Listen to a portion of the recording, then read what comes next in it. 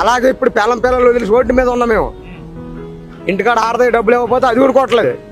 యువతలు మనం తాగకపోతే మనకు అవ్వట్లేదు. ఎందుకు తాగడమా? మీరంటే ఉద్యోగస్తులండి, మీరు తాగకూడదు. మేము కష్టపడిన వాళ్ళు. మా ఊళ్ళు ఎందుకు మా పని మీరు చేయగలరా? మా పని మీరు చేయగలరా? మేము ఒక గంప ఎత్తితే ఒక గంపకు 30 రాళ్ళు వేస్తాం. ఇటుకు రాయి అది పెట్టుకుని స్టీర్ ఎక్కాలి. ఎక్కుతావా? ఎక్కలేవు. తాగకపోతే అవ్వదు. ఆ డబ్బులు ఇక్కడ వృధా చేస్తున్నాం. ఏంటి పొజిషన్ ఏంటి? మీరు ఎంత చెప్తున్నారు, మరి ప్రభుత్వం ఏ ధైర్యంతో మళ్ళీ 175 మేమే చేస్తాం? ఎవరు 170 సీటు కూడా కాదు, అసెంబ్లీ గేట్ కూడా దాటనే ఉన్నా. అంతే